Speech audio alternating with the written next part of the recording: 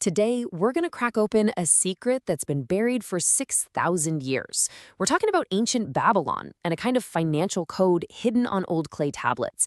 It's a set of laws so powerful that if you follow them, building wealth becomes, well, almost inevitable. So let's get into it and decode these ancient secrets. The whole story starts with a puzzle, a paradox that's just as true today as it was way back then. Babylon was the richest city on earth. Gold literally flowed like water. But most of the people walking its streets had nothing. It begs the question, right? In places with so much opportunity, why are so many people still just barely getting by?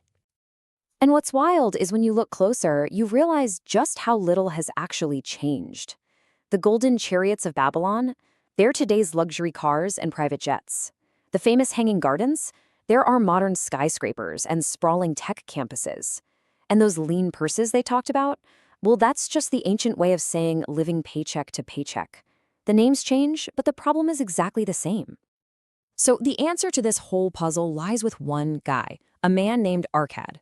Now, he wasn't born into money, he wasn't a prince or some powerful merchant. He was a humble scribe, a guy who carved words onto clay for a living. And yet he became so ridiculously wealthy that even the king of Babylon had to come to him for a loan. How on earth did he do it? It wasn't luck, it was a system. So let's uncover that system, starting with the very first, most important law of gold that Arcad ever learned. This is where the entire journey to wealth really begins. Let me introduce you to Bansir. This guy is a master chariot builder, probably the best in all of Babylon. He works his tail off, day in and day out, but his wallet is always empty. Then one day it hits him like a ton of bricks, this terrifying realization that just working hard, even being the best at what you do, is not enough to build wealth. So, completely fed up, he and his buddy decide to go find their old friend Arcad, not to ask for money, but to ask for wisdom.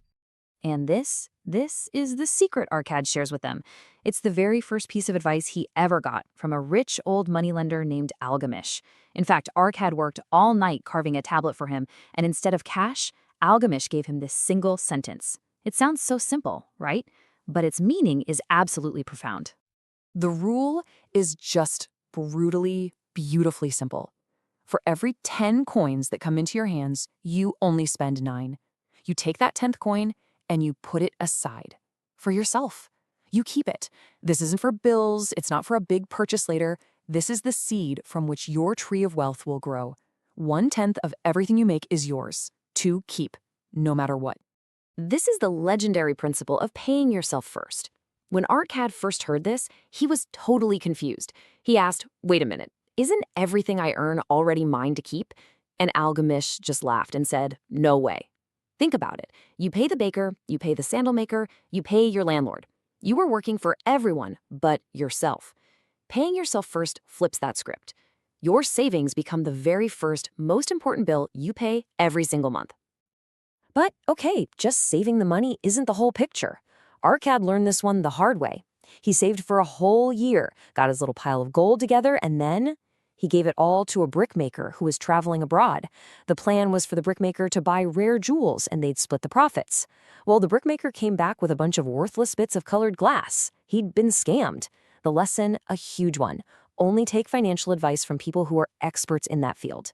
As Algamish told him, you don't go to the bread maker to learn about the stars. But the most dramatic test of these laws doesn't even come from Arcad. It comes from his son, Nomasir. And his story, it's a wild ride of failure, desperation, and finally, redemption.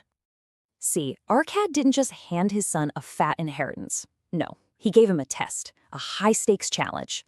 He gave him 1 bag of gold, a clay tablet with the 5 laws of wealth carved into it, and then told him, go out into the world, come back in 10 years, and show me what you've done.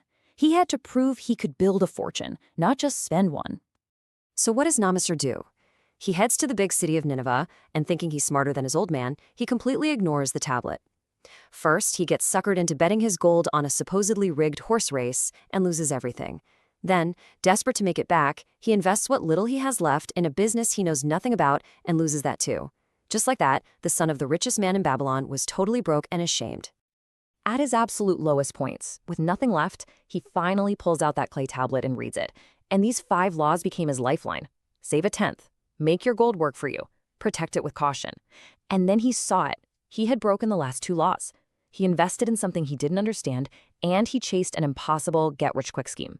He realized his every mistake was right there on the tablet. From that moment on, he vowed to follow them perfectly. Fast forward 10 years, Namasir returns home. He walks up to his father and places the original bag of gold on the table. And then he places 3 more bags right next to it, bags he had earned all by himself. He learned the ultimate lesson. The bag of gold was temporary, but the wisdom on that clay tablet, that could create wealth out of thin air, over and over again. Okay, so building wealth from zero is one thing, but what if you're not at zero? What if you're starting from way, way below zero, buried in debt? Well, believe it or not, these ancient scrolls have a powerful plan for that too. Let's talk about Dabasir. This man loved the good life, spent way more than he earned, and fell deep, deep into debt. And in his shame, he did what many people do. He ran. He abandoned his wife, fled Babylon, and ended up getting captured by desert raiders and sold into slavery. Think about that. He lost his freedom twice. First to his creditors, and then literally in chains. While he was enslaved, one of his master's wives came to him and asked him this one piercing question. It just haunted him. He realized that running away from his problems, from his responsibilities, had already made him a slave in his soul, long before anyone ever put chains on him. That one question lit a fire in him, gave him the courage to escape, go back, and finally face his past. So he returns to Babylon with a plan, a simple mathematical formula for freedom. He decided he would live on exactly 70% of his income. He would take another 20% and systematically pay back every single one of his creditors. And, this is the crucial part, he would still pay himself that first 10%. With this plan, he wasn't just paying off his debts, he was rebuilding his savings and his self-respect at the very same time. So how does all of this come together? What's the big picture? The book leaves us with one last really powerful metaphor, the idea of building your own financial fortress.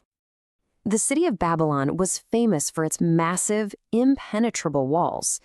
They protected everyone inside from invaders and disaster.